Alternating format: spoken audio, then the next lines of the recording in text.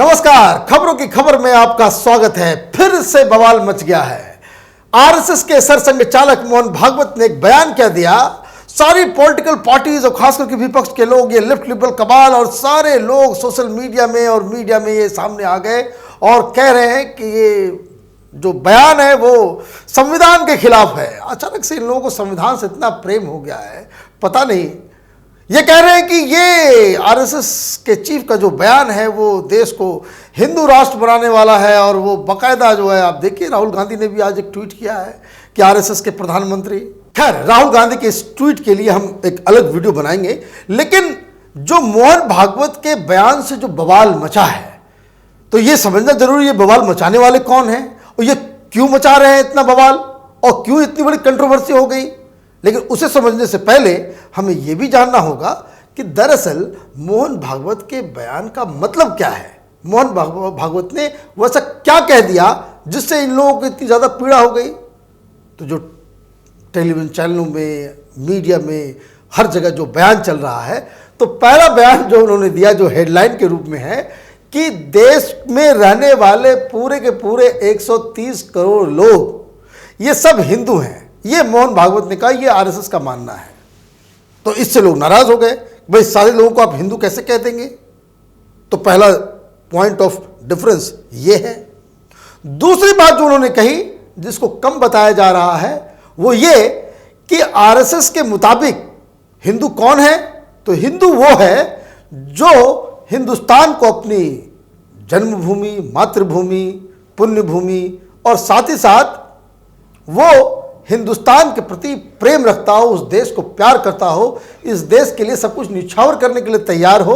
और इससे फर्क नहीं पड़ता है कि वो कौन सा धर्म मानता है, कौन से तरीके से वो पूजा करता है, मतलब उसकी पूजा पद्धति कैसे भी हो।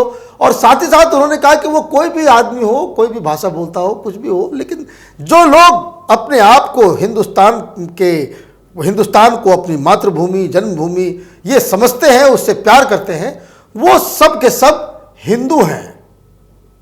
तीसरी बात उन्होंने एक और बहुत ही महत्वपूर्ण कही, जिसके बारे में कम चर्चा हो रहा है उस भाषण के दौरान। उन्होंने कहा कि वो इसलिए ऐसा कह रहे हैं कि जो हिंदुस्तान है वो पारंपरिक रूप से बाकायदा एक हिंदू देश रहा है, हिंदू इथॉस का देश रहा है। अब पहली बात ये समझने की है कि मोहन भागवत ने जो बयान दिया है इसमें कोई नई बात नहीं है। आरएसएस जब से बनी है तब से आरएसएस का हिंदुइज्म को लेकर के, हिंदुस्तान के लोगों को लेकर के, देश को लेकर के यही सोच है। एक बात तो इसलिए अचानक से कोई नई बात मोहन भागवत ने कह दी हो तो वो बिल्कुल नहीं है। अब पहला सवाल ये उठता है कि ये जो हिंदू 130 करोड़ लोग हिंदुस्तान में रहने वाले, उनको हिंदू कहा जाता है, तो क्या इसके पीछे क्या दलील है और बाकी लोग क्यों कह रहे हैं कि भाई हम हिंदू नहीं हैं। तो दरअसल ये सोच का फेर है। ये फेर क्या है? अब जैसे मैं आपको एक एग्जाम्पल, मैं आपसे बस कोई चीज़ बस हल्का सा उसको समझने भर की ज़रूरत है कि भाई अफगानिस्तान में रहने वाले सारे लोग क्या कहलाते हैं? अफगानी। ताजिकिस्तान में रहने वाले सब लोग क्या करते हैं? ताजिक। कोई आदमी टर्की में रहता है तो उसको कहते हैं भाई तुर्क है। अरब में रहने वाला आदमी को कहते हैं भाई ये अरबी है, ये अरब है। तो इसी तरीके से ब्रिटेन में रहने वाले सारे लोग, वो लोग ब्रिटिश कहलाएंगे। फ्रांस में रहने वाले सारे लोग फ्रेंच कहलाएंगे। जर्मनी में रहने वाले सारे लोग वो जर्मन कहलाते हैं। तो कहने का मतलब ये है कि जैसे बांग्लादेश में रहने वाले सारे लोग बंगाली कहलाते हैं, हम लोग कहते हैं भाई वो बंगाली है। तो हिंदुस्तान में रहने वाला व्यक्ति क्या कहलाएगा? क्या कहलाएगा? ईसाई, मुसलमान, सिख, या उसकी एक आइडेंटिटी होगी। उसकी आइडेंटिटी तो यही होगी जैसे पूरी दुनिया में आप कहते हो भाई अफगानिस्तान में रहने वाला अफगान, ताजिकिस्तान में रहने वाला ताजिक, उज्बेकिस्तान में रहने वाला उज्बेक, तुर्की में रहने वाला आदमी तुर्क। तो हिंदुस्तान में रहने वाला आदमी हिंदू है। क्या प्रॉब्लम है इसमें? तो कहने का मतलब यह है कि जो ये समझ का फेर ये है कि ये लोग हिंदू को, हिंदुइज्म को, हिंदुत्व को एक धर्म से जोड़ते हैं और मोहन भागवत इसे एक ज्योग्राफिकल और एक सिविलाइजेशनल कॉनोटेशन में इसको डिफाइन करते हैं। तो इसलिए उन्होंने साथ साथ ये भी कहा, सिर्फ उन्होंने ये नहीं कहा कि 130 करोड़ लोग रहने वाले हिंदुस्तान के सब हिंदू हैं, उन्होंने ये भी कहा कि हिंदू का मतलब ये है कि जो हिंदुस्तान से प्रेम करता हो और इसके लिए कुर्बानी देने के लिए तैयार हो, बाकायदा जिसका मतलब ये है कि जिसमें देश प्रेम हो और इससे फर्क नहीं पड़ता है कि वो किस धर्म का हो, किस पूजा पद्धति को मानता हो, कि कोई कौन सी भाषा बोलता हो। ठीक वैसे ही जैसे हर ब्रिटिश वो क्रिश्चियन नहीं होता, हर फ्रेंच वो क्रिश्चियन नहीं होता, तो उसमें अलग अलग धर्म के लोग भी होंगे। उज्बेकिस्तान में रहने वाले सब मुसलमान हैं ऐसा भी नहीं है, हर धर्म के लोग होंगे। तो लेकिन वो तो उनकी आइडेंटिटी तो उज्बेक ही होगी। सऊदी अरब में जब हज होता है सारे लोग जाते हैं, तो कोई अपने आप को उज्बेक कहता है, कोई अफगानी कहता है, कोई बंगाली कहता है। तो हिंदुस्तान से जाने वाले लोगों को सबको कहा जाता है कि हिंदू है, वहां आपको दिक्कत नहीं होती। लेकिन जैसे आप हिंदुस्तान में आते हो आपको दिक्कत हो जाती है। तो ये एक समझ का डिफरेंस है। लेकिन इन लोग सिर्फ समझ का डिफरेंस ही नहीं है, ये लोग जानबूझ के बदमाशी करते हैं। ये जानबूझकर, ऐसा नहीं कि उनको ये अकल नहीं है। भाई पूरे चीन में सिर्फ सब लोग कोई ना कोई धर्म मानते होंगे।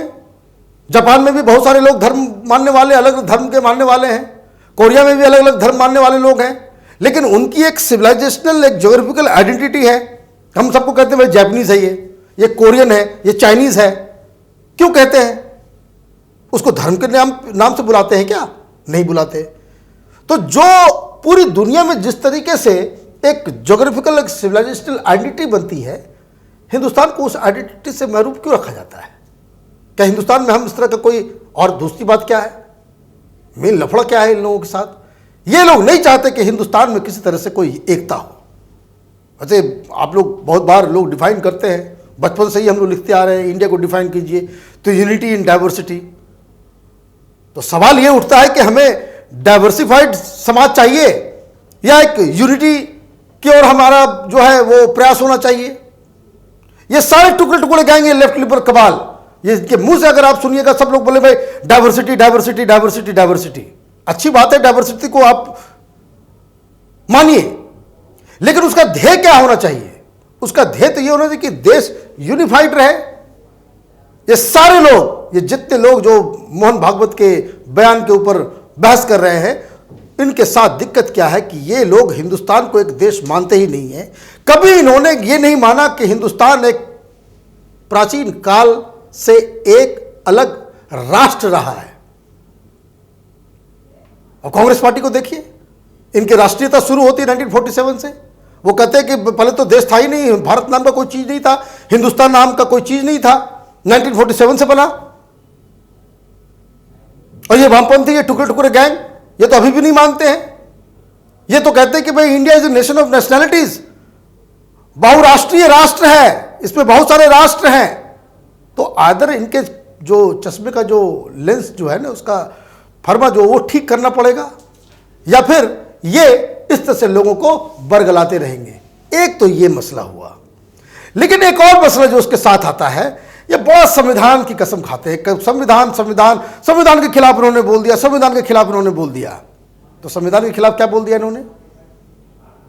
हिंदुत्व वर्ड का इस्तेमाल करना, लोगों को हिंदू बुलाना, ये संविधान वर्ड के खिलाफ कैसे है? आप ये देखिए, सारे विपक्षी पार्टियां ये हिंदू धर्म, हिंदू का नाम एक धर्म से जोड़ते हैं, एक पूजा पद्धति से जोड़ देते हैं और अपने आप को फिर ये अलग कहते हैं। अब सवाल क्या है इसको लेकर के? ये लोग जो सारे ये अक्लमंद लोग, ये लोग कोर्ट भी गए हैं, सुप्रीम कोर्ट भी गए हैं। ये कोई बताता नहीं है कि दरअसल 1966 में पहली बार सुप्रीम कोर्ट में एक फैसला हुआ कि भाई हिंदुइज्म क्या है, हिंदुत्व को कैसे आप डिफाइन करेंगे, हिंदू कौन है। तो उस वक्त 1966 में सुप्रीम कोर्ट ने सर्वपल्ली राधाकृष्णन के दिए हुए डेफिनेशन को माना था कि हिंदुस्तान में रहने वाला हर शख्स हिंदू है। इसमें किसी भी धर्म मानने वाला शख्स हो सकता है, आस्तिक हो सकता है, नास्तिक हो सकता है, तो कोई भी व्यक्ति हिंदू कहला सकता है जो अगर हिंदुस्तान की परंपराओं और इसे वे ऑफ लाइफ के तरीके से जिंदगी बिताता हो। तो ये हिंदुइज्म जो है वे ऑफ लाइफ हो गया। तो वे ऑफ लाइफ और धर्म दोनों अलग अलग चीज हैं, इनसे मन नहीं भरा। फिर ये लोग उठ के गए सुप्रीम कोर्ट में, फिर 1996 में फिर से इस पे बहस हुई और हिंदुत्व को जो है इसको बाकायदा सुप्रीम कोर्ट ने इसको डिफाइन किया। ये लोग क्यों गए थे? ये लोग गए थे कि ये धर्म का इस्तेमाल करते हैं बीजेपी वाले, ये आरएसएस और ये लोग जो है धर्म का इस्तेमाल, हिंदुइज्म का इस्तेमाल, हिंदुत्व का इस्तेमाल ये लोग करते हैं चुनाव में। इसलिए ये पहले तय हो जाना चाहिए कि क्या ये धर्म है। अगर ये धर्म तय हो गया तो ये लोग इसलिए गए थे कि ताकि इनको बैन किया जाए। कोई कानून के मुताबिक आप धर्म का इस्तेमाल राजनीति में नहीं कर सकते, लेकिन सुप्रीम कोर्ट से फिर वहां पे कड़ा जवाब मिला। सुप्रीम कोर्ट ने साफ साफ कहा कि हिंदुइज्म, हिंदुत्व ये कोई धर्म नहीं है, ये वे ऑफ लाइफ है और ये बहुत ही सारी चीजों को समाहित करने वाला एक ऐसा वे ऑफ लाइफ है जिसमें अलग अलग पूजा पद्धति के लोग, अलग अलग ढंग से, अलग अलग कल्चर के लोग, अलग अलग लैंग्वेज के लोग एक साथ रह सकते हैं। तो ये कौन सी बात हो गई? आपके पास कोई ऐसा चीज तो होना चाहिए, कोई ऐसा सूत्र तो होना चाहिए। लोग कहते हैं कि भाई देश जो है हमारे विविधता है, अलग अलग फूल हैं, लेकिन एक माला बने हुए हैं। अरे भाई, माला बनने के लिए उसमें एक धागा चलता है, वो धागा क्या है? वही धागा तो हमारी संस्कृति है, हमारा कल्चर है, हमारा सिविलाइजेशन, हमारा इतिहास, हमारा पास्ट। और वो धागा क्या है? तो उस धागा को आप हिंदू बोल दीजिए, हिंदुत्व बोल दीजिए, क्या परेशानी है इसमें? कोई ये कह रहा है कि भाई आरएसएस वाले क्या धर्म परिवर्तन करने में लगे हुए हैं? क्या मोहन भागवत ने यह कहा कि हिंदुस्तान में रहने वाले पूरे 130 करोड़ लोगों को हिंदू बनना पड़ेगा? अगर यह कहा होता तो गैर संवैधानिक होता। अगर यह कहा होता तो यह देश को तोड़ने वाली बात होती। यह तो एक ऐसा बयान है जिसके जरिए आप देश को यूनाइट कर सकते हैं, लेकिन नहीं, अगर देश यूनाइट हो जाएगा तो इनकी राजनीति कहां जाएगी? और ये वामपंथी, ये टुकड़े टुकड़े गैंग जो अब तक हिंदुस्तान के दिमाग को जो है पल्यूट करते आए हैं, इनके हिसाब से हिंदुइज्म क्या है? जरा इसका भी जवाब देना चाहिए इन लोगों को। सोशल साइंस के किसी भी स्टूडेंट से आप पूछिए, हिंदुइज्म को ये लोग तो अब तक यही इसी तरह से डिफाइन करते आए कि हिंदुइज्म इज को-टर्मिनस विथ कास्ट। मतलब ये कि हिंदुइज्म जो है वो कास्टिज्म है। जहां कास्टिज्म है, जहां जाति प्रणाली वर्ण के आधार पे जो है वहां पे समाज का बंटवारा है, वो हिंदुइज्म है। यही पढ़ाया गया है, यही सिखाया गया है। जेएनयू में सारे प्रोफेसर आकर के यही बता देते हमें। मैं सवाल पूछता था तो ये भाग जाते थे। तो ये जो जाति प्रथा को हिंदुइज्म से आपने जोड़ दिया, तो भाई ये सारे लेफ्ट लिबरल कबाल से, ओवैसी से ये सवाल पूछना चाहिए कि अगर जाति प्रथा ही हिंदुइज्म की निशानी है तो आप ये बताओ, मुसलमानों में भी तो जाति प्रथा है। हर धर्म में जो हिंदुस्तान में जो रह रहा है, क्रिश्चियंस हो या कुछ भी हो, वो अलग अलग जाति, अलग अलग लैंग्वेज, अलग अलग चर्चेज, अलग अलग तरीके से वो बटा हुआ है जाति के आधार पर। मुसलमानों में जाति के आधार पर समाज नहीं बटा हुआ है क्या? कहां लिखा हुआ है इस्लाम में?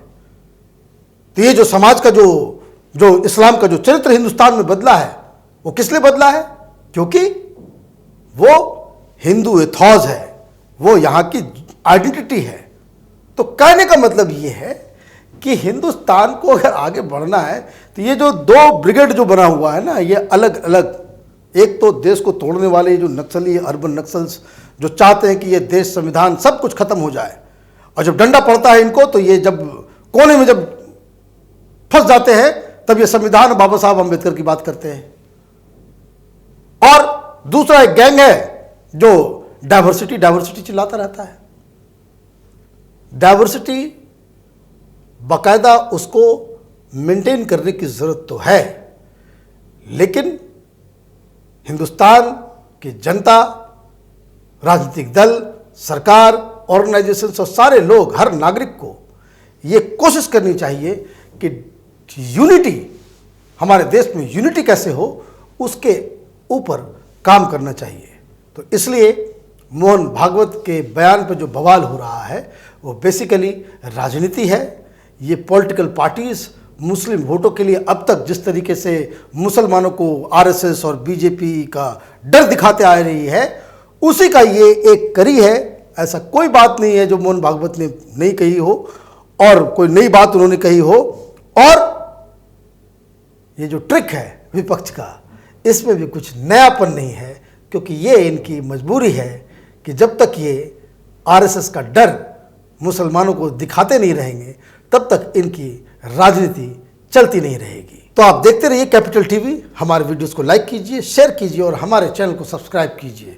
और हाँ, एक बात जाते जाते मैं आपको बता दूं कि आपका पसंदीदा चैनल ओपिनियन पोस्ट अब कैपिटल टीवी बन गया है। जिस तरह से आपने ओपिनियन पोस्ट को प्यार दिया, उसके वीडियोस को लाइक किया, शेयर किया, उसी तरीके से ये प्यार कैपिटल टीवी के साथ आपका बना रहेगा। यही हमारी गुजारिश है, यही उम्मीद है।